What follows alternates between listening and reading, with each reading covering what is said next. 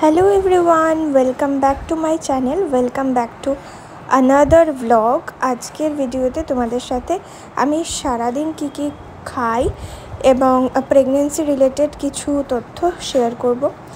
তো আজকে দেখো সকালবেলা মা নিয়ে এসেছিল সরপুঁটি মাছ।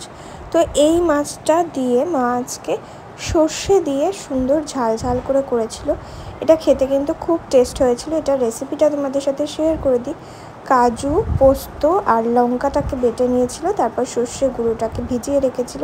সর্ষের তেলে কালো জিরে ফোড়ন দিয়ে ওই পেস্টগুলো দিয়ে ভালো করে মাখা মাখা হয়ে এলে ভাজা মাছগুলো দিয়ে দিলেই কিন্তু এই রেসিপিটা তৈরি হয়ে যায়।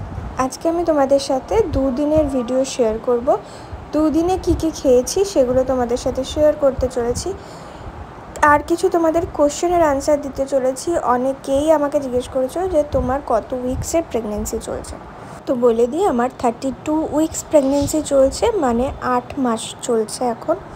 তোমরা তোমাদের মতন করে আমাকে অনেক কিছুই সাজেশন দিয়েছো, তো আমি সেগুলো মোটামুটি মেনে চলার চেষ্টা করছি। প্রেগনেন্সির প্রথম দিকে আমি তো কিছুই খেতে পারতাম না, মাছ কেন কোনো কিছু, ভাতও আমি খেতে পারতাম না।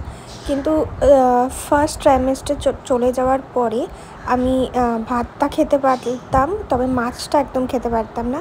কিন্তু এখন আমার মাছটা খেতে কিন্তু মোটামুটি খারাপ লাগে না, তাই মা মাঝে মাঝেই কিন্তু এখন মাছটা নিয়ে আসে। তো আজকের লাঞ্চের মেনুতে রয়েছে সব সবজি দিয়ে একটা পাঁচমিশালি তরকারি, শাক ভাজা, লাউ দিয়ে ডাল, আর ছিল সরপুঁটি মাছের ঝাল, আর আমের চাটনি মা করেছিল। তো সেটা মোটামুটি রোজই ভাতের পাশে নিয়ে বসি। যদি খেতে অসুবিধা হয়, মানে ভাত খেতে গেলে বমি আসে বা কিছু, তাহলে ওই চাটনিটা খেলে আমার একটু ভালো লাগে খেতে। এখন ডক্টর ভিজিটে আমাকে মোটামুটি 15 দিন অন্তর অন্তরই যেতে বলেছে, এবং গেলেই একটা করে ইউএসজি এবং অনেক টেস্ট দেয়। যাই হোক, লাঞ্চের পরে আমুলের রাজভোগ ফ্লেভারের এই আইসক্রিমটা অর্ডার করেছিলাম। এই আইসক্রিমটা অবশ্যই তোমরা ট্রাই করো, আমার দুর্দান্ত লাগে। কাজু, পেস্তা আর কেশর দেওয়া থাকে। তারপরে দেখো, আমি কিছু অর্ডার করেছিলাম ঘরের জিনিসপত্র, তো সেই জিনিসগুলো ডেলিভারি হয়েছিল।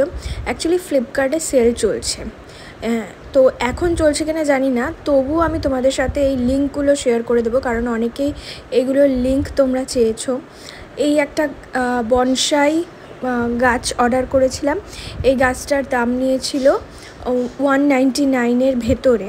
তো এটার লিঙ্কও আমি তোমাদেরকে প্রোভাইড করে দেবো। ঘরে সাজিয়ে রাখতে কিন্তু বেশ সুন্দর লাগে, মানে ডেকোরেটিভ আইটেমসের মধ্যে কিন্তু খুব সুন্দর দেখতে এই পিসটা। আর এই দেখো, 3টে ছুরির সেট নিয়েছিলাম। এই ছুরিগুলো তো তোমরা দেখেইছো, বিখ্যাত ইউটিউবাররা, ফেমাস ইউটিউবাররা এগুলো ইউজ করে, তো সেই দেখেই আর কি কিনতে ইচ্ছা হয়েছিল। তাছাড়া মা বটি দিয়ে কাটে, তো বসে কাটতে, মাটিতে বসে কাটতে হাঁটুতেও ব্যথা হয়, তাই জন্যই আমি ইনসিস্ট করেছি যে এই ছুরিগুলো কেনা হোক এবং কাটা হোক, যদিও এখনও ইউজ করা শুরু হয়নি। আরেকটা মপ অর্ডার করেছিলাম, এটার দাম নিয়েছিল 500 টাকার ভেতরে, 499-এর ভেতরে। তো এইটার লিঙ্কটাও আমি শেয়ার করে দেবো। এই মপটা ফ্লিপকার্ট কোম্পানিরই মপ। আচ্ছা, এবার পরের দিনের আমি তোমাদেরকে ডেইলি রুটিনটা একটু শেয়ার করি। সকালে উঠেই আমি মোটামুটি রেগুলার বেসিসে ড্রাই ফ্রুটসটা খাই, আখরোট, আমন্ড আর কিশমিশ। তারপরে দেখলাম মা সকাল সকাল বাজার করে নিয়ে চলে এসছে। ঠাকুরকে দেওয়ার জন্য বিভিন্ন রকমের ফল নিয়ে এসছে, পেয়ারা নিয়ে এসছে, ক্যাপসিকাম এনেছে, লেবু এনেছে, আমলকি নিয়ে এসছে।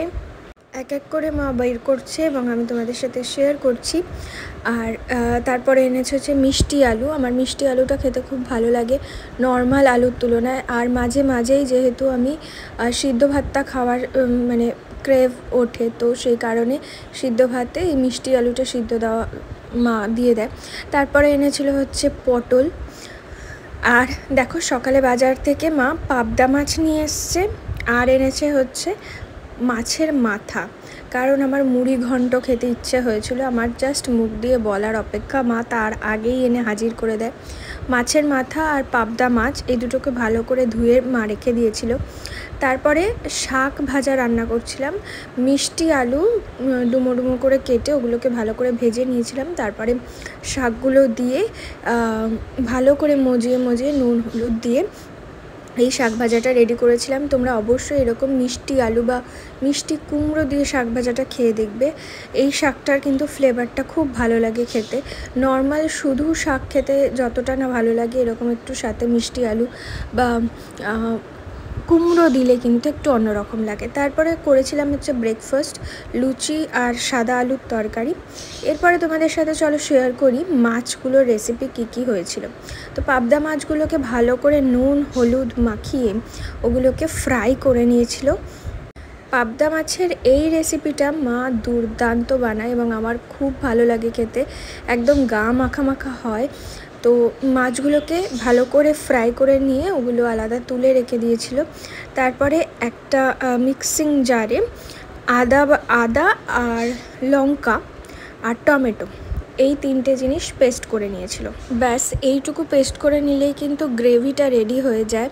মাছের এই গ্রেভিটা কিন্তু দুর্দান্ত লাগে খেতে। এর মধ্যে তোমরা চাইলে রসুন অ্যাড করতে পারো।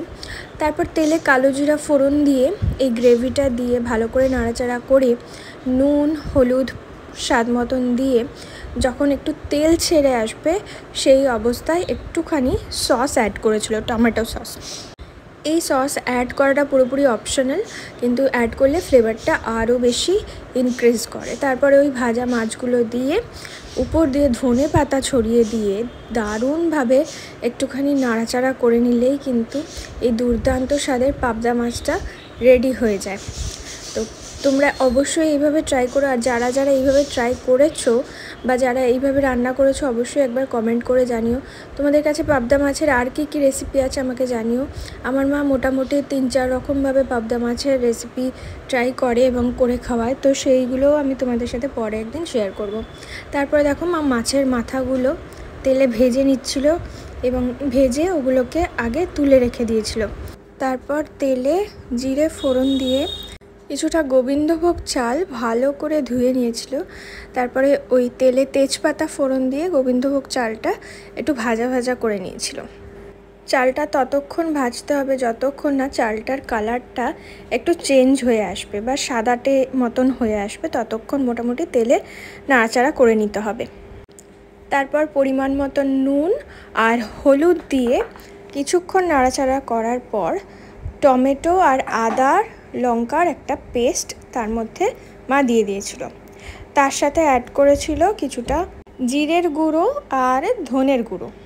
তোমরা যদি চাও তার মধ্যে তোমরা লঙ্কার গুঁড়ো অ্যাড করতে পারো, আর কাশ্মীরি লঙ্কার গুঁড়োও কিন্তু অ্যাড করা যায়। পরিমাণ মতন একটু চিনি দিয়ে দিয়েছিল। মশলাটা আর চালটা অনেকক্ষণ ধরে নাড়াচাড়া করে যখন কষে এলো তখন পরিমাণ মতন জল দিয়ে চালটাকে সিদ্ধ করে নিল, আর তার মধ্যে ওই মাছের মাথাগুলো দিয়ে দিয়েছিল। গা মাখা মাখা এই মুড়ি ঘন্টটা খেতে কিন্তু দারুণ লাগে। অনেকেই এটাকে মাছের পোলাও বলতে পারো। তো আমি এটা ভাতের সাথে খাই, অনেকে নর্মালি খায়।